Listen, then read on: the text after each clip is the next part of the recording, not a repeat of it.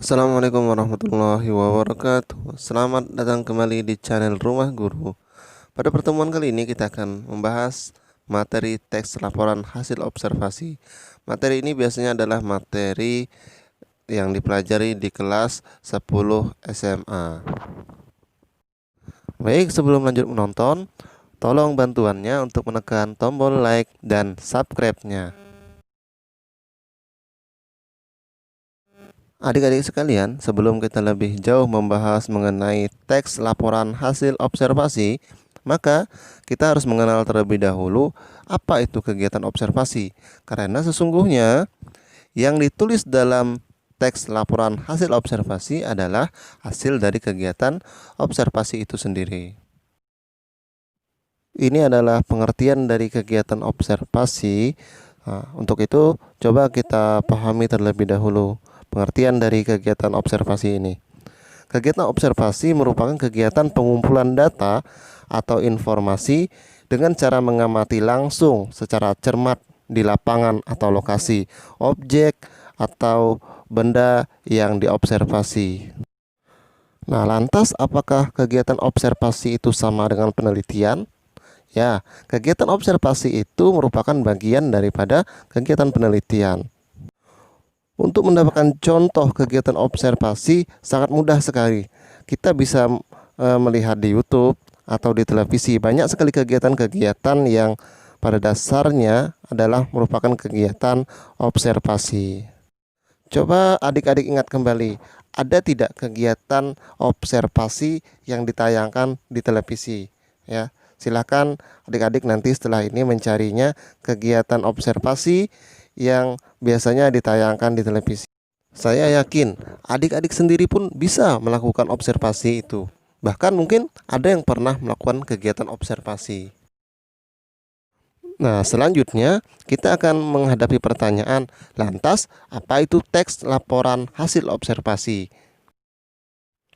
Teks laporan hasil observasi adalah tulisan yang berisi penjabaran atau perincian mengenai suatu objek dari hasil pengamatan. Intinya, setelah kita melakukan observasi atau penelitian itu, ketika kita membuat laporannya, membuat hasil dari observasi kita itu, maka itulah yang disebut dengan teks laporan hasil observasi. Misalkan contohnya begini, adik-adik meneliti perilaku sapi di malam hari. Ya, adik-adik meneliti bagaimana perilaku sapi di malam hari. Nah, setelah melakukan observasi atau penelitian terhadap sapi tersebut, adik-adik membuat hasil laporannya. Maka hasil laporan adik-adik ini disebut juga hasil laporan observasi.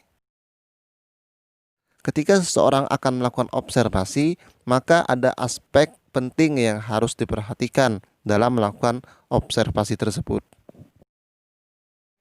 Yang pertama, orang yang melakukan observasi atau disebut observer harus menguasai topik atau permasalahan yang sedang dia observasi. Misalkan seperti tadi, ketika seorang akan melakukan observasi atau penelitian terhadap tingkah laku sapi atau perilaku sapi, maka terlebih dahulu dia harus menguasai topik-topik apa saja berkenaan dengan perilaku sapi tersebut. Yang kedua, ia harus tahu terlebih dahulu apa tujuan dia melakukan observasi. Data seperti apa yang ingin ia dapatkan ketika melakukan observasi tersebut. Yang ketiga, membuat batasan masalah. Dalam melakukan observasi, kita harus membuat batasan masalah. Tidak boleh masalah yang kita observasi terlalu luas. Misalkan tadi kita sedang mengobservasi tingkah laku sapi, maka kita tidak boleh membahas atau mencari data lain selain daripada yang berkenaan dengan tingkah laku sapi tersebut.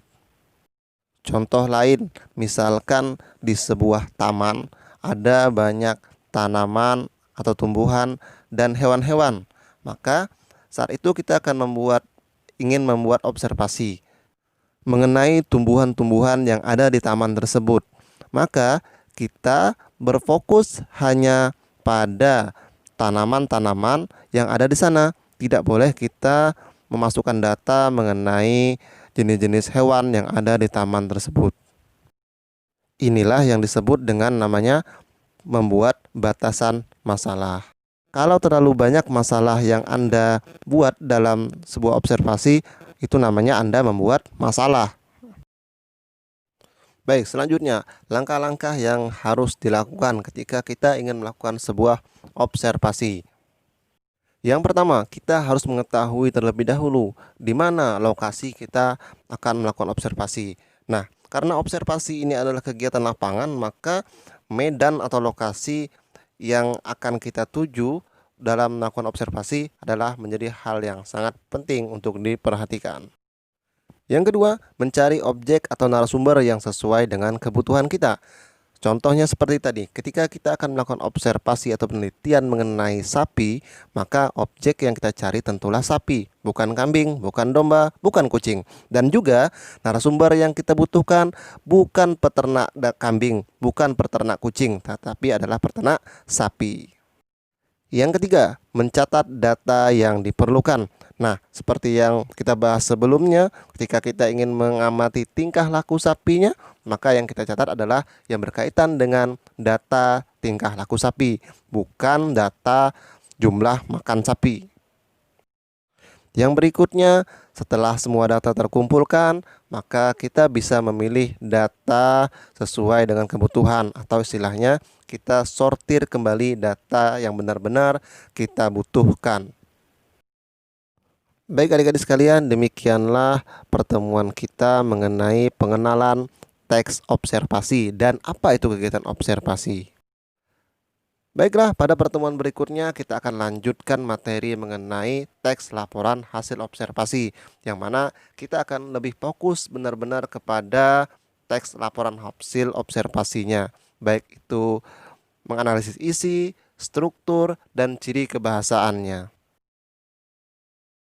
Terima kasih sudah menonton video ini dan jangan lupa like dan subscribe channel ini, channel Rumah Guru. Terima kasih, sampai jumpa. Assalamualaikum warahmatullahi wabarakatuh.